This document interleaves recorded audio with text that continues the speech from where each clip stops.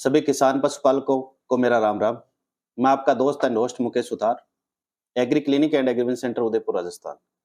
किसान भाइयों, आज मैं आपके लिए बहुत ही महत्वपूर्ण वीडियो लेके आया हूँ, जिसमें अभी जो चल रही मुख्यमंत्री कामधेनु बीमा योजना के बारे में अपनी चर्चा करेंगे। और आज हमारे बीच में डॉक्टर शंकर लाल जी खीचड़, स्वामी केशवानंद एग्रीकल्चर यूनिवर्सिटी बीकानेर से हैं और इनसे सर से जानेंगे कि ये योजना क्या है, इसमें कौन से डॉक्यूमेंट की आवश्यकता होगी और इसमें कौन किसान भाई भाग ले सकता है और अपने पशु का बीमा करवा सकता है। और इससे संबंधित जो भी जानकारी है वो अपने डॉक्टर साहब से चर्चा करेंगे।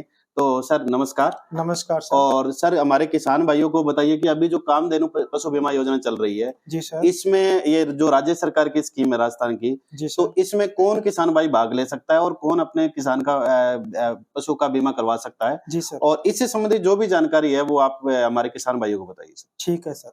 सबसे पहले तो आप सभी दर्शकों का, किसान साथियों का मेरी तरफ से नमस्कार। साथियों, ये जो स्कीम जैसा कि सर ने बताई, मुख्यमंत्री कामधेनु पशु बीमा योजना, ये मैं सबसे पहले आपको बताना चाहता हूँ, ये राजस्थान सरकार की तरफ से राजस्थान वासियों के लिए स्कीम है वो लाई गई है। राजस्थान के अलावा यदि आप कहीं से ये वीडियो देख पा रहे हैं तो वहां के लिए ये स्कीम नहीं है। आप पहले एक बार श्योर कर लें। हो सकता है राजस्थान के अलावा आपका जो भी संबंधित राज्य है वहां पे आपकी संबंधित सरकार की तरफ से इस तरह की कोई स्कीम है वो हो सकती है। उसके लिए आप अपने नजदीकी पशु चिकित्सा अधिकारी से आप संपर्क कर सकते हैं। ये स्कीम केवल राजस्थान के लिए है। तो मैं बताना चाहूंगा कि माननीय मुख्यमंत्री महोदय की तरफ से मुख्यमंत्री कामधेनु पशु बीमा योजना की जो शुरुआत की गई है, इसके लिए जो बेसिक जो जानकारी है, कौन कौन से इसमें डॉक्यूमेंट्स चाहिए और किन पशुओं का बीमा करवा सकते हैं, इसकी यदि अपन बात करते हैं तो सबसे पहला और प्रमुख डॉक्यूमेंट यदि कोई है तो यह है कि पशुपालक राजस्थान का मूल निवासी होना चाहिए। यानी उस पशुपालक के पास में राजस्थान का मूल निवास सर्टिफिकेट है वो होना चाहिए, डोमिसाइल होना चाहिए। दूसरा, यदि इसके अंदर यदि अपन बात करते हैं कि एक पशुपालक अधिकतम 2 पशुओं का बीमा इस स्कीम में करवा सकते हैं। यदि किसी पशुपालक भाई के पास में 10 गाय या भैंस है तो उसमें से अधिकतम 2 का ही करवा सकता है। तीसरी इसके अंदर मुख्य बात है कि ये जो स्कीम है वो दुधारू गोवंश के लिए ही है। गोवंश का मतलब गाय और भैंस, कैटल कैटेगरी के अंदर जो पशु आता है उनके लिए ये स्कीम है और केवल दुधारू कैटेगरी के लिए है। ड्राई और मेल के लिए या काफ्स के लिए, बछड़े बछड़ियों के लिए ये स्कीम है नहीं है। तो जो पशु दूध देता है उनके लिए ये स्कीम है। इसके अलावा यदि और कोई डॉक्यूमेंट की यदि अपन बात करते हैं तो जन आधार कार्ड राजस्थान सरकार की तरफ से प्रत्येक किसान और पशुपालक का, प्रत्येक परिवार का जन आधार कार्ड बनाया गया है, तो वो जन आधार कार्ड आपके पास में होना चाहिए। चौथा जो इसके अंदर डॉक्यूमेंट है वो अपने को चाहिए पशु का स्वास्थ्य प्रमाण पत्र। तो आपके संबंधित जो भी पशु चिकित्सा अधिकारी आपके क्षेत्र में होता है, आप उनसे पशुओं का स्वास्थ्य प्रमाण पत्र बनवा करके और इस स्कीम में आवेदन कर सकते हैं। इस स्कीम के लिए राज्य सरकार की तरफ से दिनांक 24 अप्रैल 2023 से लेकर के 30 मई 2023 तक कैंप लगाए जा रहे हैं। प्रत्येक गांव के अंदर, प्रत्येक ग्राम पंचायत के अंदर है वो कैंप लगेंगे। प्रशासन गांव के संग अभियान के तहत उसके अंदर प्रत्येक आपके क्षेत्र के और प्रत्येक तहसील और जिले के पशुपालन विभाग के अधिकारी भी वहां पे उपलब्ध रहेंगे। तो आप उन अधिकारियों की सहायता से इस स्कीम में आवेदन कर सकते हैं। और आवेदन के लिए उस कैंप के अंदर फार्म भी रहेगा, परफॉर्मा भी रहेगा, पशु का स्वास्थ्य पत्र प्रमाण पत्र बनवाने के लिए भी वहां परफॉर्मा रहेगा। तो आप वहां से लेकर के आवेदन कर सकते हैं। अब बात ये आती है एक सर कि इसमें कोई चार्ज है या नहीं, तो मैं पशुपालकों को बता देना चाहता हूं कि इस स्कीम में 2 अलग अलग कैटेगरी बांटी गई है। एक वो कैटेगरी के किसान भाई या पशुपालक जिनकी आय सालाना 8 लाख रुपए से कम है। तो जिन किसानों की आय आमदनी 8 लाख रुपए से कम है उनसे कोई पैसा सरकार नहीं लेगी। तो उनका फ्री ऑफ कॉस्ट है वो पशुओं का बीमा होगा, बशर्ते उनको एक आय प्रमाण पत्र का सर्टिफिकेट है वो बना करके देना पड़ेगा। वो सर्टिफिकेट के लिए आपको कागज स्क्रीन पे भी आप सर एक बार दिखा दीजिए। बाकी आपको पशुपालकों को जो कैंप लगाया जाएगा उस कैंप के अंदर आय प्रमाण पत्र का सर्टिफिकेट आपको मिलेगा। आप वो प्रमाण पत्र भर के अपने साइन करके वहां पे जमा करवाएंगे। उसमें यदि आपकी 8 लाख रुपए से कम आय है तो आपका कोई चार्ज नहीं लगेगा। और यदि जिन किसान भाइयों की आय 8 लाख रुपए से ज्यादा है तो उनका प्रत्येक पशु पे 200 रुपए चार्ज है वो जो प्रीमियम है वो लगेगा। वैसे तो मैं बता देना चाहता हूं कि गाय भैंस का बीमा की जो प्रीमियम होता है वो ज्यादा होता है, लगभग 800 से लेकर के 1200 या 1500 रुपए तक प्रीमियम उसका जाता है पशु की आयु और पशु के प्रोडक्शन के आधार पे। पर इसमें सरकार है वो सब्सिडी दे रही है, बाकी पैसा सरकार दे रही है। किसान को 200 रुपए देने हैं, वो भी तब जब उसकी आय सालाना 8 लाख रुपए से ज्यादा है और 8 लाख रुपए से कम है तो टोटल का टोटल प्रीमियम है वो सरकार वहन करेगी। पशुपालकों को 1 रुपया देने की भी जरूरत नहीं है। तो बेसिक सी सर इस स्कीम से संबंधित ये जानकारी है। और भी इसके अलावा जैसे आपके मन में आपके सर पशुपालकों ये के कोई बताइए मुझे कि इसका कोई पंजीकृत शुल्क है क्या? इसमें इसमें पंजीकरण कराने के लिए किसान का जैसे मैंने बताया इसमें कोई शुल्क नहीं है। जो भी प्रीमियम होगा वो गवर्नमेंट देगी।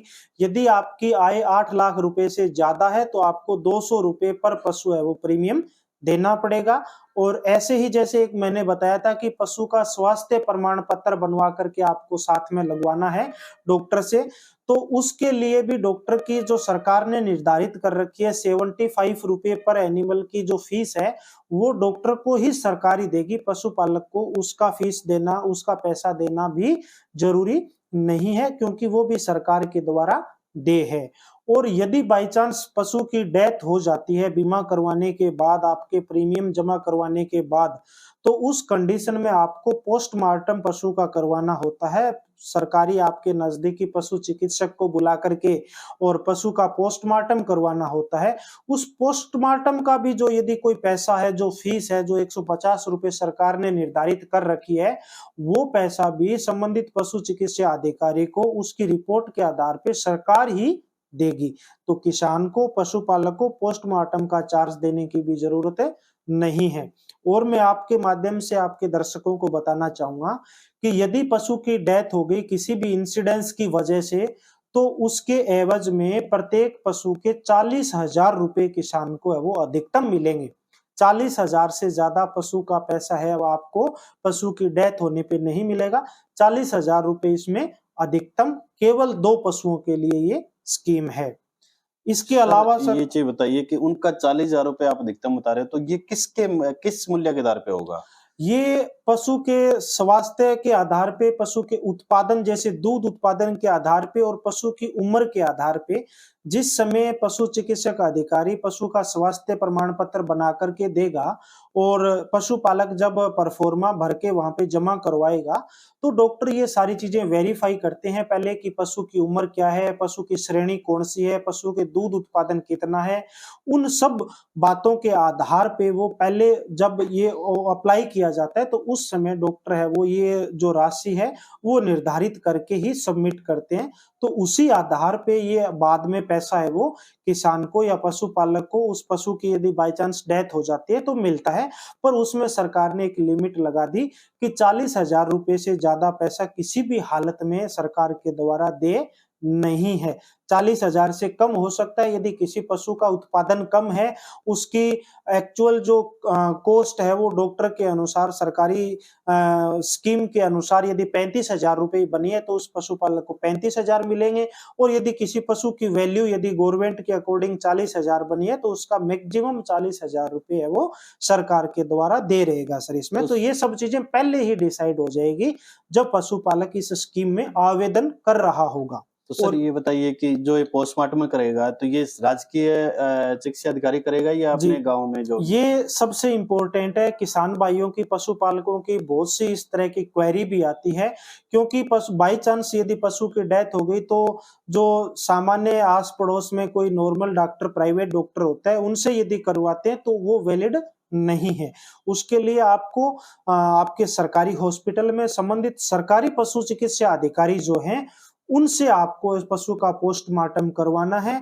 और पशु का जब बीमा होगा तो उस समय भी मैं बता देना चाहता हूँ, पशु के कान में एक 12 डिजिट का टैग नंबर भी डलेगा। तो वो टैग नंबर भी पशु की बाई चांस डेथ हो जाए तो उसके कान के अंदर होना चाहिए। यानी अपना जैसे आधार कार्ड बना हुआ है, उसी तरह से पशुओं का रजिस्ट्रेशन भी सरकार है वो करती है। तो इसके लिए एक वो भी कॉलम महत्वपूर्ण है कि बीमा उन पशुओं का ही होगा जिनका रजिस्ट्रेशन है वो सरकार के अंदर हो रखा है, यानी उनके कान के अंदर जो गवर्नमेंट का 12 डिजिट का टैग लगा हुआ है, इनाफ टैग जिसे बोलते हैं। तो यदि किसी पशुपालक के पशु में बाई चांस नहीं लगा हुआ तो घबराने की कोई जरूरत नहीं है। आप उस समय जब आपके गांव में अभियान लगे, कैंप लगे, आप उस समय पशु के कान में 12 डिजिट का जो टैग नंबर है वो डलवा करके पशु का बीमा करवा सकते हैं। और यदि आप उस समय का इंतजार नहीं करते हैं तो भी आप अपने संबंधित पशु चिकित्सा अधिकारी से पशु का स्वास्थ्य प्रमाण पत्र बनवा करके उसके कान में आप टैगिंग आईडी जो डलवा करके और पशु का बीमा आप करवा सकते हो। तो पहले भी यदि कोई किसान भाई करना चाहे तो अपना संबंधित पशु चिकित्सा अधिकारी हैं, उनसे संपर्क करके और ये करवा सकते हैं। सर ये बताइए कि जो आय प्रमाण पत्र बनेगा किसान भाई का, जी सर। तो वो क्या बेस पे बनेगा और उसका कोई दस्तावेज वो कहाँ पे मिल पाएगा उस किसान भाई आय को? आय प्रमाण पत्र के लिए गवर्नमेंट ने अभी एक सर्कुलर जारी कर रखा है, उसके अंदर भी वो परफॉर्मा दिया गया है। और जब आपके गांव में जो प्रशासन गांव के संग अभियान का जो कैंप लगेगा, उसके अंदर भी वो परफॉर्मा किसान भाइयों को दिया जाएगा। उसके अंदर जो आपकी तमाम बेसिक डिटेल है, आपके पास कितने पशु हैं, कितनी आपके पास जमीन है, कितनी उनसे पैदा हो रही है, तो वो सब चीजें जब कैलकुलेट करके उसकी किसान की टोटल 12 महीने की आय उसमें निकलेगी, उसके आधार पे किया जाएगा। यदि किसान की आय 8 लाख रुपए से कम है तो बीमा फ्री ऑफ कॉस्ट होगा, उसका कोई चार्ज नहीं है। और यदि किसान की आय 8 लाख रुपए से ऊपर है तो प्रत्येक पशु का 200 रुपए उसके अंदर प्रीमियम के रूप में किसानों को, पशुपालकों को जमा करवाना होगा। हाँ, तो डॉक्टर साहब ने बताया कि जो प्रशासन गांव के संग जो अभियान चलेगा 24 अप्रैल 2023 से लेके और 30 जून 2023 तक जो अभियान चलने वाला है, वो प्रत्येक पंचायत में 2 दिन लगेगा, जी सुबह 10 बजे से लेके और शाम को 5 बजे तक। इसमें आपके 22 विभाग रहेंगे, जिसमें एग्रीकल्चर भी रहेगा, इसमें पशुपालन विभाग भी रहेगा, आपकी जमाबंदी है, आपका कोई नकल निकालना है या कोई भी आपका गवर्नमेंट से जो भी काम है, जो आपका तहसील लेवल का काम है, वो आपका एज ए गाँव पे आपके गाँव लेवल पे जो अभियान लगेगा उसमें लगेगा सर। जी सर। दूसरा ये सर कि इसमें सबसे बड़ी बात ये रहेगी कि अपने जो राजस्थान के 20 लाख पशुपालक भाई है, उनको इस स्कीम के साथ जोड़ा जाएगा। हाँ, सबसे अच्छा काम। राजस्थान के जो पशुपालक हैं, जो रियली में पशुपालन पे काम कर रहे हैं, गवर्नमेंट ने माना है कि राजस्थान में कम से कम 20 लाख ऐसे परिवार हैं जो खेती के साथ साथ में पशुपालन पे काम कर रहे हैं। तो उन प्रत्येक पशुपालकों तक राजस्थान सरकार ने पहुंचने के लिए गांव में इस तरह के कैंप लगाने का आयोजन रखा है, ताकि प्रत्येक पशुपालक, प्रत्येक किसान भाई तक ये छोटी से छोटी जानकारी है वो पहुंच सके और प्रत्येक पशुपालक और किसान भाई इस स्कीम का लाभ उठा सके। क्योंकि कई बार जो दूर दराज के अंदर गांव में किसान बैठे हैं, पशुपालक बैठे हैं, उनको इस तरह की स्कीम्स का पता नहीं लग पाता, या पता यदि बाई चांस रफली लग गया तो उन तक पूरी जानकारी नहीं पहुंच पाती, या जानकारी भी पहुंच गई तो उनके वहां पे सरकारी डॉक्टर नहीं है पशुओं के, उसकी वजह से वो ये सब चीजें नहीं करवा पाते। तो इसीलिए गवर्नमेंट ने पूरे प्रशासन को साथ में लेकर के, डॉक्टरों को साथ में लेकर के और गांव में जा करके इस तरह का अभियान शुरू किया है। तो ये सरकार की तरफ से एक बहुत अच्छा कदम है, बहुत अच्छी पहल है, चाहे कृषि क्षेत्र के लिए हो और चाहे पशुपालन क्षेत्र के लिए हो। इनके अलावा भी किसानों को, ग्रामीण क्षेत्रों के अंदर जो रहने वाले किसान भाई, गरीब परिवार हैं, चाहे कोई खेती करने वाला परिवार है, उनके लिए भी सरकारी जितनी भी सहायताएं हैं, स्कीम्स हैं, उन सब का इस प्रशासन गांव के संग अभियान के अंदर सभी पे काम है वो चलेंगे। तो आप सब किसान भाई, पशुपालक भाई उस कैंप में जाकर के और संबंधित जो भी स्कीम्स होती है संबंधित अधिकारियों से मिल करके संपर्क करके और इनका आप फायदा उठा सकते हैं। हाँ, तो सभी किसान भाई अपने जो गांव में सरपंच है उनसे मिलके वो आपके एरिया में बता देंगे कि कब आपका ये कैंप लगने वाला है, किस तारीख को 2 दिन लगेगा। दूसरी बात ये कि जो भी पशुपालक भाई है जिसके पास गौ-भैंस है, वो आप सरपंच से मिलोगे तो आपको साथ में आपको पूरी जानकारी भी दे सकता है। दूसरा ये कि आपके एरिया में जो भी एग्रीकल्चर या पशुपालन से में संबंधित कोई भी जानकारी चाहिए, तो आप उनसे भी जानकारी उस विभाग वाइस विभाग आएँगे, वहाँ पे आप जानकारी ले सकते हैं।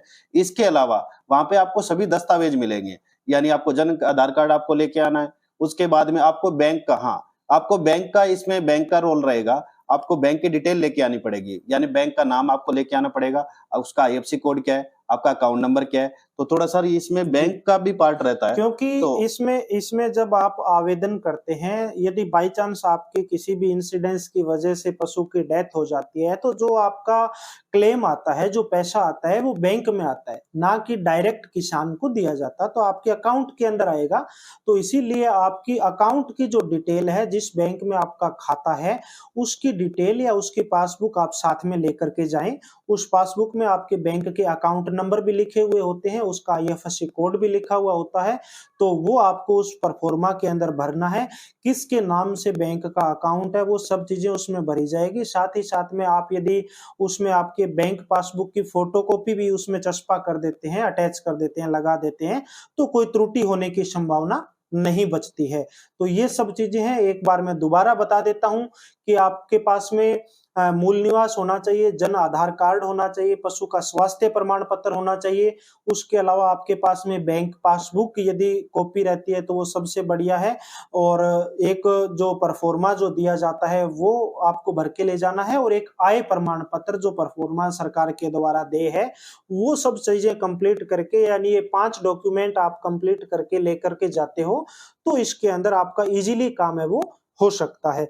ज्यादातर पशुपालकों के साथ में समस्या यही आती है कि उन्हें पता नहीं होता कि हमें डॉक्यूमेंट क्या-क्या लेकर के जाने हैं, तो इसीलिए हमने बार-बार इन चीजों पे जोर दिया है, ताकि आपको क्लियर कट पता चल जाए कि हमें क्या डॉक्यूमेंट चाहिए, क्या नहीं चाहिए। यदि डॉक्यूमेंट सही है तो केवल आपका 10 मिनट का काम होगा, वहां पे आपका फार्म है वो जमा हो जाएगा, डॉक्टर उसको कंप्लीट करके आगे प्रोसेस कर देंगे, और बाई चांस कभी इन फ्यूचर कोई पशु की दुर्घटना हो जाती है तो उसका आपको बीमा का भुगतान है वो आपको किया जाएगा। पर ध्यान रहे, आपने एक बार पशु का बीमा करवा दिया तो वो केवल 1 साल के लिए है, पशु के लाइफ टाइम के लिए नहीं है। ये ना हो कि कोई 2 साल बाद या 5 साल बाद इसके लिए किसी को क्लेम करे। ये स्कीम केवल 1 साल के लिए है। आपका 1 साल कंप्लीट हो जाता है तो दोबारा आप इस तरह की स्कीम गवर्नमेंट के माध्यम से आती है तो आप उसमें अप्लाई कर सकते हैं। नहीं, आप डायरेक्ट अप्लाई करके पशुओं का बीमा है वो करवा सकते हैं। तो ये 1 साल के लिए, 1 वर्ष के लिए पशुओं के लिए ये स्कीम है वो बीमा की लेकर के आई है, और बहुत अच्छी स्कीम है। और बाकी राजस्थान के अलावा भी प्रत्येक राज्यों के अंदर इस तरह की स्कीम्स होगी। आप एक बार, जो भी संबंधित साथी बाहर से इस वीडियो को देख पा रहे हैं, आप नजदीकी पशु चिकित्सा अधिकारी से या अपने जिला क्षेत्र में आप एक बार पता करिए, तो आपके वहां पे भी इस तरह की जरूर कोई ना कोई सरकार के माध्यम से स्कीम होगी। हम आशा करते हैं कि आप इस स्कीम का बहुत ज़्यादा फ़ायदा उठाओगे। अपने दूर-दराज ढाणी में या अपने गाँव में आप जितने भी अपने किसान भाई हैं, उनको इस स्कीम के बारे में बताइए, ताकि क्या है कि अपने पशुपालक भाई इस स्कीम के साथ जुड़ के और ज़्यादा से ज़्यादा फ़ायदा ले सके। और डॉक्टर साहब नमस्कार, बहुत-बहुत धन्यवाद आपका कि आपने अपना कीमती समय देकर किसान भाइयों को अच्छी जानकारी दी। और धन्यवाद आगे सर। भी आप हमारे साथ जुड़ते रहिए, ताकि क्या किसान को नई-नई जानकारी मिलती रहे, नई-नई स्कीम के बारे में जानकारी जी मिलती सर। रहे। धन्यवाद। जी सर, धन्यवाद सर, और सभी दर्शकों को धन्यवाद।